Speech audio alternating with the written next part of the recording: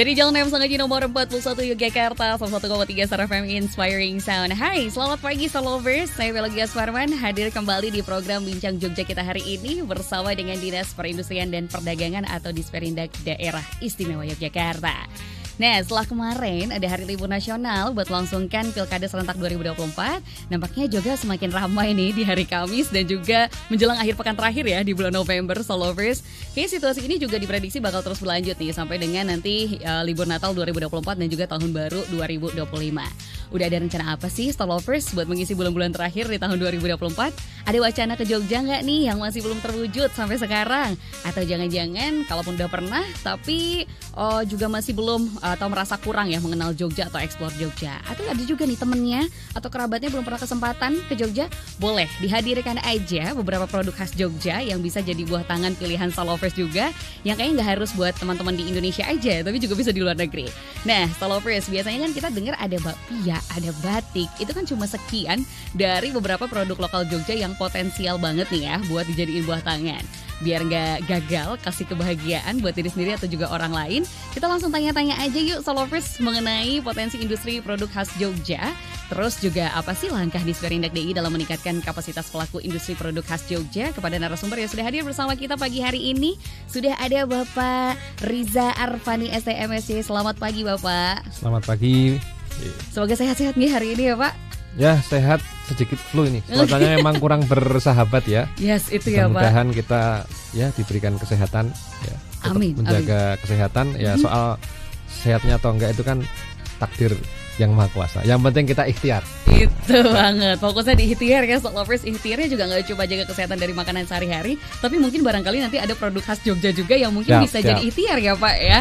Oke, tapi sebelum kita memulai nih Pak Riza ini juga selaku penyuluh perindustrian dan perdagangan Dinas Perindustrian dan Perdagangan DIY nih Pak. Siap. Disperindak DIY. Baik, Star Lovers, kita juga ajak Star Lovers untuk bergabung sama mengirimkan nih pertanyaan melalui WhatsApp di 0818621013 atau juga bisa tulis aja di kolom komentar Instagram kami di @starjogjafm.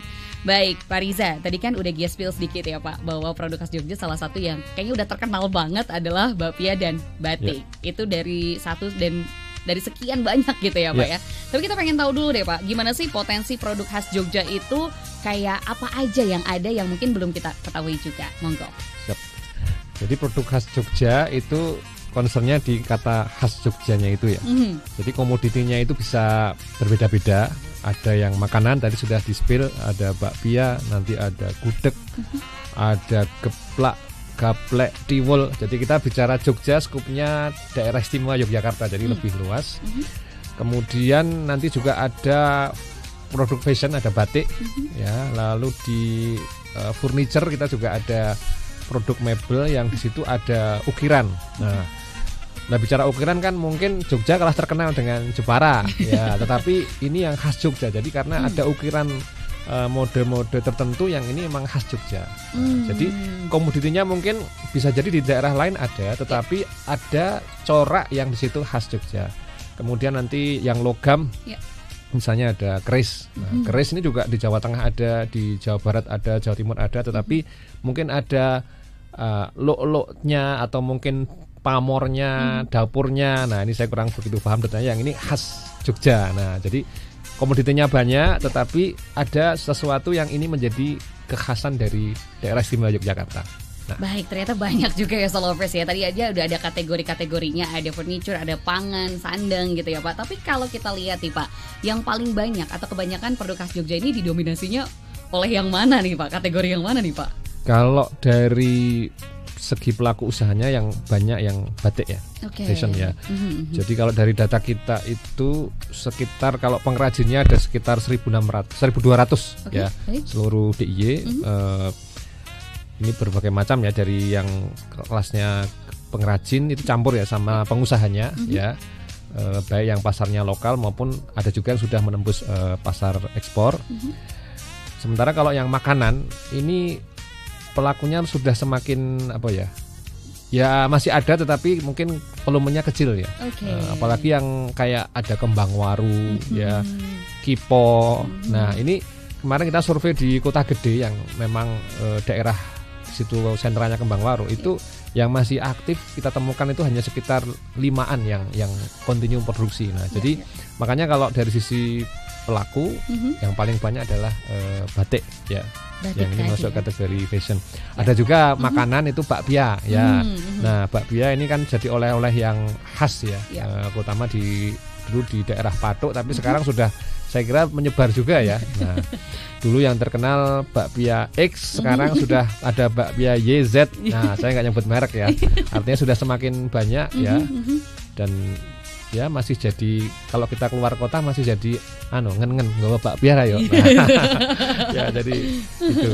Jadi ini ya Pak, jadi kayak belum afdol kalau misalnya ke Jogja nggak beli bakpia katanya gitu ya. Itu juga ternyata sama kalau misalkan kita pulang ke daerah lagi habis jalan-jalan, nggak dari Jogja nih nggak bawa bakpia gitu. Oke. Ternyata ini menarik sekali Solovers. Mungkin memang kalau kita lihat bagaimana perkembangannya tentang batik tadi ya Pak ya. Walaupun banyak nih pelakunya, tapi yang terdaftar baru misalkan kurang lebih setengah gitu kan. Bahkan yang sudah melakukan ekspor juga lebih kecil lagi gitu angkanya. Tapi kalau kita lihat misalkan perkembangan keluar, sebetulnya kan banyak ya Pak yang menjadikan batik nih oleh-oleh gitu, bahkan nggak cuma untuk kerabat di Indonesia gitu, bahkan juga di luar, dan juga ada beberapa hal kayak pertukaran budaya misalkan gitu ya. Baik, ini juga Pak yang kita penasaran, kalau misalkan kita kan tadi yang terdaftar ada sekian gitu ya, akhirnya dari data yang ada dari Disperindak itu sendiri, sebetulnya kalau produk khas ini diproduksinya sama pelaku industri kecil, menengah, atau seperti apa nih Pak? Mayoritas kecil ya. Jadi kalau dari kita punya data itu kan sekitar 88.000 pelaku usaha industri kecil menengah berbagai komoditi ya. Ini kan 90% itu kan kecil. Nah, jadi kalau kita mengacu ke Permen-Perin nomor 9 tahun 2022, industri kecil itu kan nilai investasinya maksimal 5 miliar. Nah, tanpa tanah dan bangunan. Jadi nilai investasi di luar tanah dan bangunan itu 5 miliar. Kemudian yang menengah itu kan 5 sampai 10 miliar.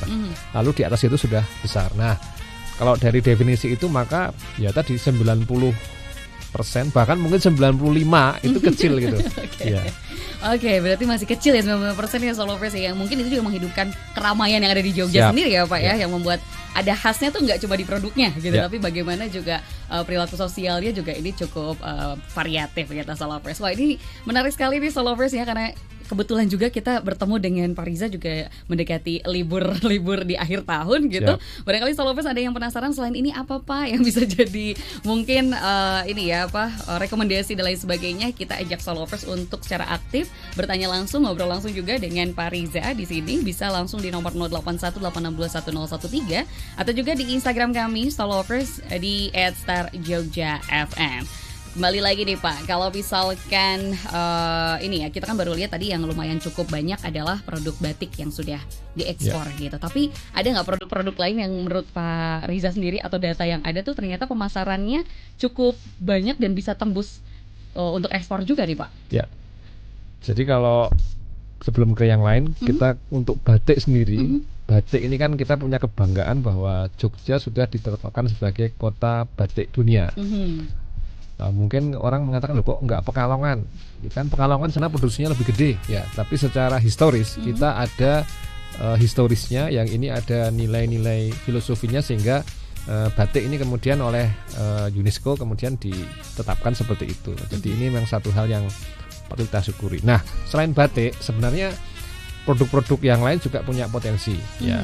Cuma challenge-nya adalah kalau menembus pasar luar negeri, apalagi untuk makanan, ini persyaratannya kan ketat. Satu, persyaratan yang berkaitan dengan shelf life. Jadi dia masa simpannya bisa bertahan berapa lama. Kemudian yang kedua berkaitan dengan peraturan tentang keselamatan pangan. Misalnya kayak kalau makanan harus mau ekspor, ini kan dia harus memenuhi syarat namanya HACCP atau HACCP. Nah, Hazard Analysis and Critical Control Point, yang ini memang untuk industri kecil mungkin agak berat gitu ya. Nah, inilah challenge-nya. Nah, kalau yang sudah menembus misalnya produk khas kota Jogja, kota gudeg ini, nah kan gudeg-gudeg ini beberapa misalnya yang saya tahu misalnya gudeg Bu Citro ini kan sudah mulai di Kaleng gitu ya, di Kaleng, dan nah ini sudah misalnya minimal kalau haji, beberapa jamaah haji itu bawa gitu kan, sudah dan di beberapa negara seperti di Jepang, di Singapura, yang di sana banyak orang-orang Indonesia yang tinggal di sana. Ini juga ya walaupun volumenya mungkin belum terlalu besar, tapi sudah mulai masuk. Dan saya kira produk-produk yang lain itu sebenarnya juga potensial. Ya. Itu dia ya, Stolovers ya, semua potensial, tinggal bagaimana nih program kedepannya mungkin ya Pak yang nanti juga bisa membantu, karena kebanyakan atau didominasi oleh pelaku industri kecil tadi ya Pak ya, yang banyak tantangan. Tapi ada tantangan lain nggak Pak selain tadi yang udah di-spill, yang akhirnya tantangannya dari sudut pandang si pelaku industrinya sendiri gitu Pak? Ya, jadi pelaku usaha kita ini kan biasanya dia mendapatkan keahliannya itu adalah transfer skill dari pendahulunya. Ya. Jadi nek biyen simbahe ngono, saiki ya ngono. Nah, dan kelemahannya adalah mereka kurang mampu secara umum ya, saya tidak mengatakan semuanya. Secara umum kurang mampu mengembangkan. Jadi akhirnya ya orang mengatakan ngene we payu kok ngopo dadak reko-reko. Nah, ini mindset yang kadang-kadang ini satu hal yang ini perlu kita perbaiki. Itu yang pertama. Yang kedua, karena tadi mayoritas adalah industri kecil, ya tentu modal menjadi satu tantangan.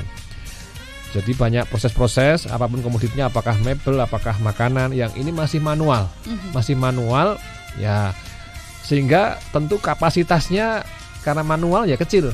Nah, ketika diberi pesanan yang besar, ya kalau bahasa kita langsung muntah-muntah itu, nggak sanggup. Dan inilah sebelum kita go ekspor misalnya, kita misalnya mau go online saja. Nah, kan persyaratannya kalau kita sudah go online, sudah mulai jualan di e-commerce gitu kan, di beberapa medsos itu kan. Nah, itu kan ibaratnya DKI pesanan berapapun harus siap. Nah, ini yang akhirnya ini menjadi kendala. Nah, tadi itu kendala modal. Kemudian yang berikutnya adalah dari sisi soft skill. Jadi soft skill, di samping keterampilan kan kita juga butuh manajemen produksi, bagaimana menjadwalkan, bagaimana supaya efisien, supaya biaya produksinya minimal. Karena kan kita sekarang ini kan apalagi kalau produknya produk komoditi, jadi kan dalam persaingan pasar itu kan ada namanya red ocean business sama blue ocean business. Kalau yang kita buat itu adalah produk komoditi, misalnya kayak tadi contohnya bakpia di Jogja yang jual banyak. Nah, maka harga menjadi sensitif. Kacek 2.000 atau 5.000 aja mungkin orang akan ini ya, kalau pasarnya pasar menengah ke bawah. Nah, di sini maka kemudian perlu bagaimana supaya memenangkan persaingan ya cost-nya ditekan. Nah, di hal-hal yang semacam ini juga kurang. Nah, kemudian juga berkaitan dengan tadi pasar ya. Akses pasarnya karena tadi ngene we payu kok ngopo dadak reko-reko. Nah, ini juga berkaitan, nyambung juga tadi. Mau masuk online kapasitasnya terbatas. Nah, ini. Nah, terus yang terakhir itu juga akses permodalan. Ya, jadi karena mereka itu modalnya kecil. Nah, maka kadang-kadang ketika mau mengajukan ke perbankan itu satu mungkin takut, ya kedua kadang-kadang persyaratannya tidak memenuhi, atau pernah juga ada kasus yang udah kena blacklist Mbak. Karena dulu dapat kucuran dana bukannya untuk investasi, malah ya untuk hal-hal yang ya bukan di luar itu ya. Ya, akhirnya macet. Nah, nah ini kendalanya. Ya. Ini juga ternyata ada kendala lain yang di luar kendali juga ya Pak ya. Kendala di luar kendali gitu ya. Itu juga mungkin nanti bisa kita bahas bareng. Tapi sebelumnya ini menarik sekali, ternyata tantangan-tantangan yang bisa dihadapi itu saling terintegrasi gitu ya. Nanti juga akan kita lihat apakah tantangan-tantangan ini udah dapat perhatian lebih nih dari Disperindak dan lain sebagainya. Tapi nggak akan sekarang Pak Riza, tenang dulu, kita akan napas terlebih dahulu. Sambil kita juga mengajak dan mengumpulkan pertanyaan-pertanyaan lainnya yang sudah gabung. Terima kasih banyak di nomor 0818621013 atau juga di Instagram kami di @starjfm. Kita akan kembali setelah pesan-pesan berikut ini. 101,3 Star FM Inspiring Sound, masih bersama Gia dan juga Pariza di Bincang Jogja bersama Disperindak DIY Stolovers. Dan kita juga pasti ngobrolin seputar Jogja ya Stolovers ya. Nggak cuma mengenai tempat-tempatnya, wisata, tapi juga ada beberapa produk khas Jogja yang potensial juga yang untuk kita coba lihat nih. Peningkatan kapasitasnya seperti apa kalau misalkan nggak cuma di produknya, tapi juga di pelaku industrinya. Sebelum kita tanya-tanya lagi bersama Pariza, kita juga masih menyapa Stolovers. Terima kasih banyak, selamat pagi nih yang sudah hadir bersama kami. ini. Selamat pagi Pak Chandra juga, Pak Sandi Setiawan, kemudian juga Star Lovers lainnya yang mungkin bergabung di jogjaswimmers.com atau juga di starjogja.com, harianjogja.com, jogjaswimmers.com, dan radio online sama radiogarden.com. Kita juga masih buka line tanya jawabnya di nomor 0818621013 atau di Instagram kami di @starjogjafm. Kembali lagi bersama Pak Riza nih. Pak Riza, kita tadi banyak banget ngobrolin tentang tantangan ya Pak sebelum kita rehat tadi. Dan ini juga yang pengen ditanyakan, yang ini juga ada beberapa pertanyaan yang sudah masuk berkaitan dengan peran gitu. Bagaimana sih Pak peran yang dimainkan sama dinas sendiri untuk meningkatkan kapasitas pelaku industri itu sendiri? Monggo Pak Riza. Kita ini kan kalau di visi misinya kan sebagai akselerator induk. Ya, jadi kita istilahnya yang masih kecil kita perkuat, yang sudah bertumbuh kita percepat supaya semakin cepat. Nah kalau yang sudah besar ya tentu dia sudah biasanya kita hanya membina hal-hal yang sifatnya mungkin regulasi saja, karena untuk yang lain-lain ibaratnya sudah mandiri. Nah kita fokusnya ke yang kecil, yang menengah biasanya, tapi mostly yang kecil gitu ya. Nah apa bentuk pembinaan kita? Biasanya kita diawali dengan namanya survei ya. Nah, biasanya kalau ini sekalian mungkin menjawab tadi bagaimana caranya supaya dapat binaan dari kami ya. Biasanya kan ada proposal, ya proposal dari para pelaku usaha, dan ini memang sebagaimana ketentuan ini harus kelompok ya. Ada kelompok begitu mengajukan proposal. Nah ini bisa sekaligus, jadi sekali merengkuh dayung 2-3 pulau terlampaui. Jadi bikin proposal masuk ke kabupaten kota, misalnya dia di Bantul ya ke Bantul, Indak Bantul. Kalau yang di Sleman, nah bikinnya 2. Nah yang satu kepada kepala dinas perindustrian, ceki bupati atau ceki wali kota. Kalau yang ke kami kepala dinas kepada gubernur ya, ceki kepada perindustrian gitu kan. Nah kayak gitu. Kalau tadi bupati kembali ya ceki kepala dinas. Nah seperti itu. Nanti proposalnya sama. Nah tapi tadi diajukannya yang satu ke kabupaten, yang satunya ke provinsi. Nah untuk yang ke provinsi itu nanti di pengesahannya memang ada diketahui dari pihak kabupaten kota. Ya ini supaya tidak overlap. Jadi nanti ada mengetahui ya apakah dari kepala dinasnya atau yang lain, yang dari atau dari eselon 3-nya kan, seperti artinya supaya nanti mereka juga tahu bahwa oh ternyata ini juga mengajukan ke provinsi kayak gitu. Jadi selama ini kita juga Mbak Gia ada komunikasi ya supaya tidak timpang tindih, supaya tidak kemudian sudah pernah dilatih kita ngelatih yang sama atau kita memfasilitasi yang sama seperti itu. Nah terus dari situ nanti kita akan ada survei.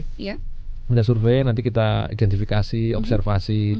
Nah dari situ muncul nanti oh berarti ini ada kategori. Ini kelompok IKM yang pemula, menengah atau sudah lanjut. Ya ibaratnya TK, SD, SMP atau SMA. Nah nanti kita akan menyesuaikan untuk pada saat menyusun kurikulum pelatihan misalnya. Oh kalau yang masih pemula itu nanti fokusnya ke basic. Misalnya ini bikin anyaman lah, anyamannya aja belum rapi, berarti lebih ke bagaimana dia memperbaiki standar kualitas anyamannya. Nanti kalau yang sudah agak advance, nanti mulai ke diversifikasi produk. Ya, misalnya kalau yang furniture, nanti mulai misalnya teknik finishingnya, ada finishing bakar atau menggunakan limbah, nah seperti itu. Nah kalau yang sudah lanjut, nah nanti lain lagi begitu. Nah dari situ nanti kemudian kita susun kurikulumnya. Nah nanti kita eksekusi di pelatihan begitu. Itu kan sudah masuk pelatihan nih Pak. Tapi kembali lagi tadi pertanyaan yang juga sudah disampaikan Kakak Atanasius ya. Ini ada di Instagram mengenai tadi ya Pak. Ternyata bisa ya Pak ya kalau misalkan itu kalau berbarengan berarti ya Pak. Tapi kalau misalkan sebelumnya ada juga pertanyaan. Kalau misalkan saya sebelumnya mengajukan dulu di kabupaten kota, kemudian tingkatannya nih masih SD gitu, setaranya dengan itu ya pemula gitu. Kemudian kalau saya udah dapat pelatihan mau mengajukan ke yang provinsi DIY, apakah bisa dengan tahapan lanjutan gitu Pak, atau sama lagi nih harus ke pemula lagi, gimana nih Pak? Jadi bisa tadi proposalnya langsung 2 atau kadang-kadang kami juga ketika akan melakukan kegiatan, misalnya kita punya anggaran, terus biasanya ini di akhir tahun, misalnya seperti tahun 2024 ini kita sudah mulai menyusun yang untuk tahun depan.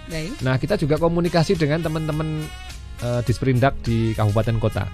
Jadi kita ini ada seperti ini, kira-kira ada yang potensial enggak? Nah, nanti ada komunikasi. Oh, ini kelompok X kemarin sudah kita bina ini. Nah, ini tolong di follow up di yang ini sama ini kemarin belum dapat hibah, nanti bisa difasilitasi hibah. Nah, jadi supaya nanti ada follow up-nya. Jadi bisa jadi juga meskipun jenengan tidak mengajukan, jenengan binaannya kabupaten kota, bisa jadi nanti ketika kabupaten kota itu mengkomunikasikan kepada kita, nanti juga akan dapat. Biasanya gitu. Wah, ini mintanya hibahnya gede, hibah kami nggak cukup nih, provinsi kayaknya bisa. Nah, nanti kita usulkan. Walaupun ya kalau hibah itu karena terbatas anggarannya, nah tentu nanti pasti ada prioritas juga gitu ya. Itu yang prioritas nanti akan kita kupas dikit ya Pak. Itu yang seperti apa. Tapi sebelumnya nih Pak, karena ini kan udah tinggal 1 bulan menuju 2025 gitu ya. Pelatihan yang paling banyak digelar di tahun 2024 di DI ini terkait apa Pak? Tahun ini bermacam-macam. Jadi kebetulan di samping ada dana APBD, dana APBN yang dari Kementerian Perindustrian, terutama dari Direktorat Jenderal Industri Kecil Menengah. Terus ada juga dana alokasi khusus dari Kementerian Perindustrian juga. Lalu masih ada dana istimewa.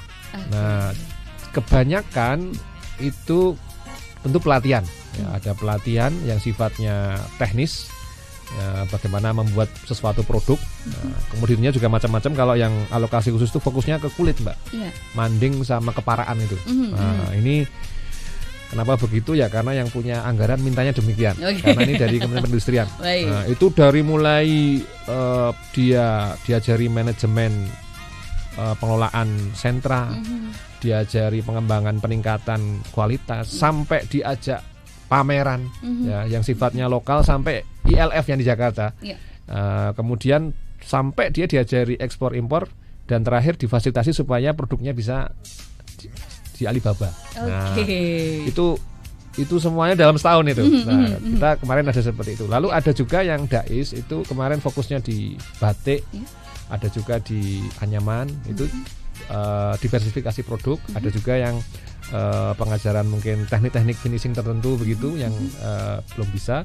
Lalu ada juga fasilitasi pameran ya. Kemudian yang APBN tuh fokusnya ke pendampingan.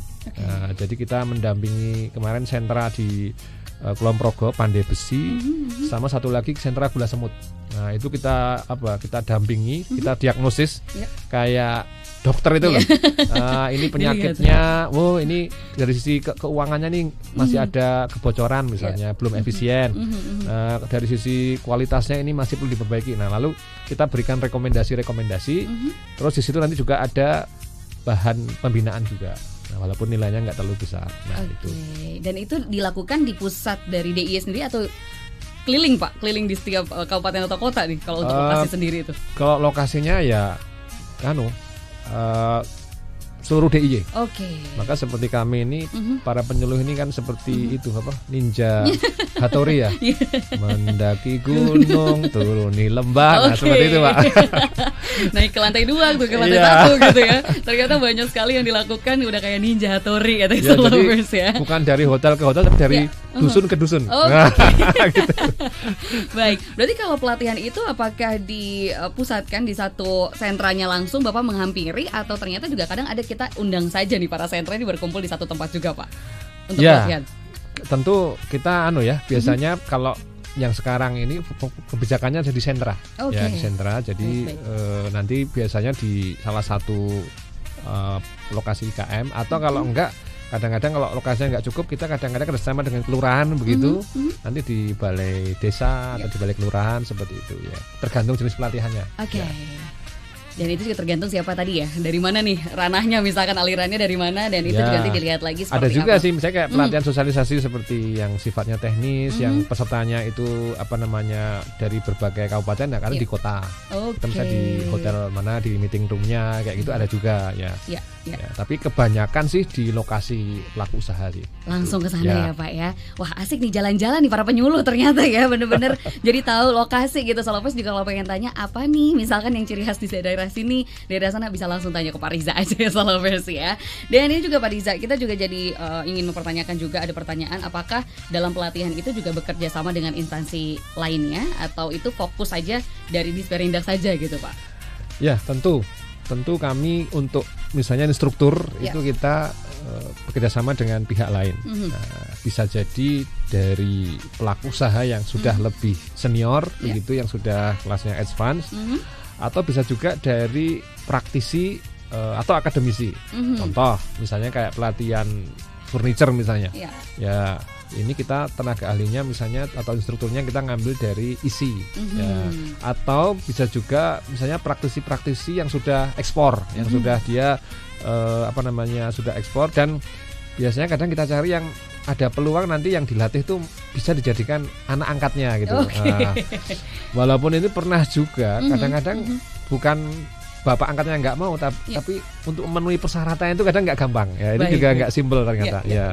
Oke, nanti kita ngomongin syaratnya setelah ini ya Bapak ya. Ini semakin menarik, tadi ada prioritas yang masih jadi utama Pak Riza untuk kita bahas tentang bagaimana misalkan akses pemodalan dan sebagainya. Kemudian juga tadi syarat-syarat seperti apa yang ternyata dianggapnya masih sulit gitu ya Solovers ya.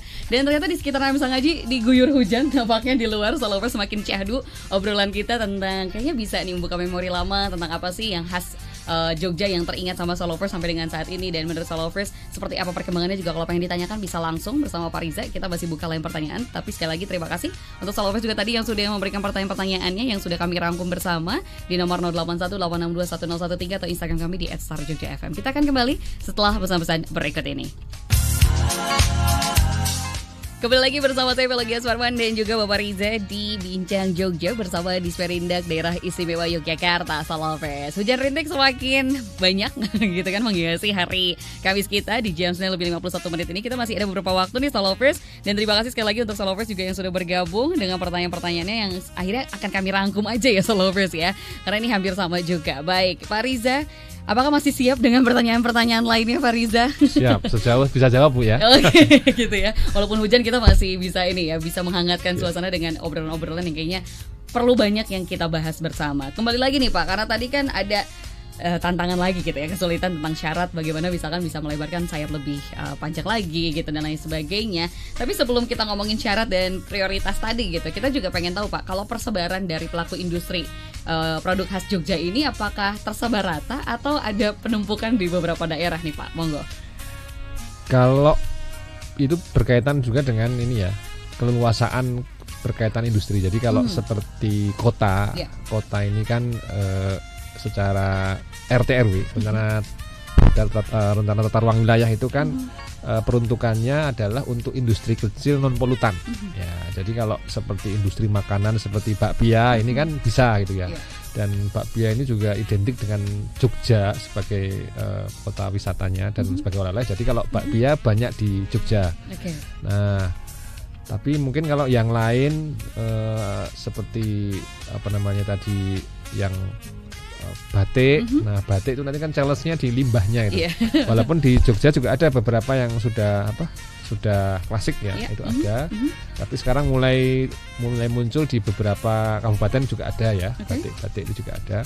Tapi mostly juga di kota masih ada. Cuman tadi catatannya adalah limbah, karena ya limbah batik itu kan chemical ya. Nah, ini kan sebelum dibuang ke ke air sungai, ini kan idealnya punya IPAL ya, instalasi pengelolaan air limbah itu ya, yang di situ nanti ada proses-proses yang ketika di bagian akhir ketika dibuang nanti harusnya sudah aman ya, sehingga tidak hanya mendapatkan keuntungan dengan usahanya tapi juga tidak merugikan yang lain. Nah itu jadi seperti itu Mbak. Oke, ternyata nih balik lagi ke syarat ternyata ya, banyak hal yang kayaknya kita harus penuhi terlebih dahulu, tentu untuk kebaikan bersama gitu ya Pak Riza ya. Dan kita juga pengen tahu nih Pak, karena tadi ada misalkan salah satunya kalau di kota non polutan. Kemudian kan kita juga tahu nih Pak, kalau misalnya makanan harus ada sertifikasi aman dari BPOM misalkan, dari kehalalan. Bahkan tadi juga sempat dengar dari Pak Riza, furniture juga ada ya Pak ya, situasi syarat-syarat tertentu. Boleh dong Pak dijelasin sedikit mengenai persyaratan apa aja yang ternyata ini juga jadi kendala ya secara tidak langsung gitu. Jadi gunanya sertifikasi itu kan ketika kita beli makanan, tanpa kita tahu prosesnya itu kita makan itu kan merasa halal misalnya. Sudah walaupun saya nggak lihat prosesnya, ini sudah tersertifikasi jadi insya Allah ini halal. Atau ketika dia sudah BPOM, berarti kan sudah aman dari misalnya kuman-kuman ya, karena kan kalau BPOM itu kaitannya dengan yang mikrobiologis ya. Nah, jadi itu. Nah, terus kalau yang tadi furniture itu kaitannya ekspor ya. Ekspor ini kan ada sertifikasi legalitas kayu. Nah, legalitas kayu. Jadi kalau nggak punya itu nggak bisa ekspor. Nah, bahkan ini sekarang beberapa instansi ketika pengadaan proyek-proyek lelang furniture itu, nah ini juga mempersyaratkan itu gitu. Nah ini, jadi semuanya memang tujuannya sebenarnya untuk menjaga atau mengamankan kepentingan konsumen. Makanya kita karena tadi sertifikasi kayak halal, BPOM, termasuk SVLK ini mahal. Nah kita juga ada fasilitasi. Ya, ada fasilitasi. Jadi nanti ada istilahnya pembiayaan dari dinas, apakah dari dana APBN, bisa dana dari APBD atau bahkan juga bisa dari DAIS. Nah, tapi ya tadi nggak mungkin semuanya kan. Nah, seperti misalnya industri makanan kan, kita ada 88.000 pelaku usaha, semua komoditi itu kan makanan itu kan 40%-nya itu. Berarti kan ya mungkin sekitar berapa 40-an ribu begitu. Nah, nggak mungkin kan kita ini semuanya. Nah, makanya ya harus aktif mencari informasi ya, artinya siapa cepat dapat Nah, jadi kalau misalnya mau tanya sesuatu atau apa itu silahkan datang ke kantor kami di Jalan Kusumanegara. Jadi feel free saja nanti bisa tanya-tanya kepada kami begitu ya, nanti akan kita jelaskan. Nah, nanti juga termasuk kalau misalnya mau bikin proposalnya bagaimana, nanti kita juga bisa memberikan panduannya, misalnya ada draft-draftnya seperti apa, nah, apa yang harus ada seperti itu. Jadi ya kalau lewat kantor kami di Jalan Kusumanegara nomor 9 di Pindad DIY ya, jangan sungkan untuk mampir begitu ya. Kalau misalnya mau tanya-tanya secara online gitu Pak, di Instagram apa ada hotline-nya tersendiri nggak nih Pak?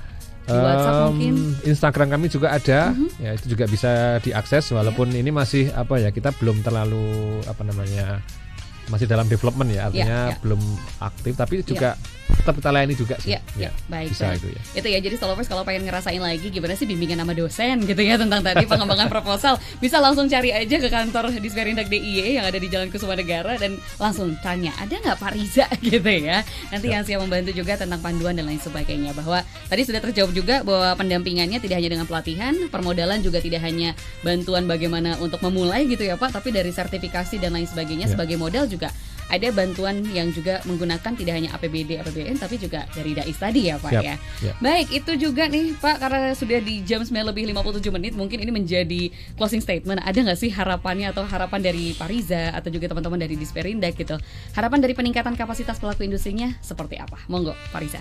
Ya, jadi sebelum saya jawab tadi, di dinas kami ada banyak penyuluh perindustrian, jadi nggak cuma saya, nanti bisa dengan teman-teman yang lain, semuanya ada 12 orang ya, nanti bisa kontak teman-teman.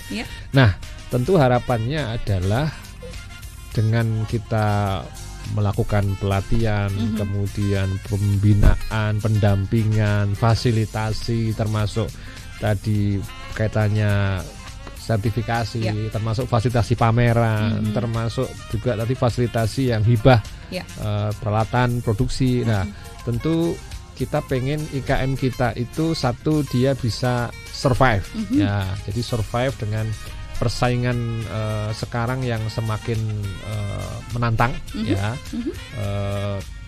Kemudian lebih jauh dari itu, kita pengen mereka bisa berkembang ya, berkembang.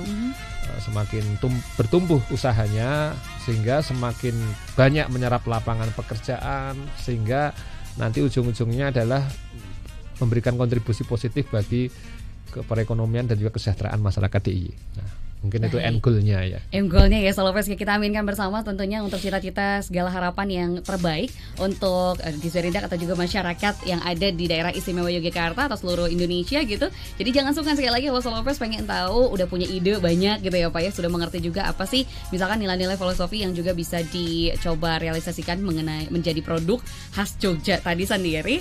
Nah jangan sungkan juga untuk bisa datang ke kantor Disperindak DIY atau bisa cek-cek dulu di Instagramnya di @disperindak_DIY. Dan tentunya tadi udah dikatakan juga sama Pak Riza nggak sendiri gitu ya untuk penyuluhnya ya. Takut diserbu ya Pak Riza ya. Siap, ya. Itunya. Oke, terima kasih banyak sekali lagi untuk Pak Riza atas segala Sama-sama. informasinya yang juga sudah dijabarkan di sini di pagi hari ini. Semoga ini juga menjadi satu insightful gitu ya untuk Star Lovers baik yang ada di DIY ataupun yang ada di luar DIY yang mau jalan-jalan juga sekalian ke DIY ya. Tapi terima kasih juga informasinya untuk Mas Henry Setiawan bahwasanya ini masih turun hujan deras dan angin di beberapa tempat seperti Taman Siswa dan juga Jakal. Dan kami ucapkan juga terima kasih Pak Riza, hati-hati di perjalanan karena sedang hujan juga. Star Lovers, terima kasih banyak. Kita akan berjumpa lagi dengan program-program lainnya. Selain ini masih ada Starlight dan juga akan ada Star Rest and Relax, jadi jangan lewatkan. Kita juga pamit dulu. Terima kasih banyak. Stay happy, healthy and wealthy. Terima kasih dan sampai jumpa.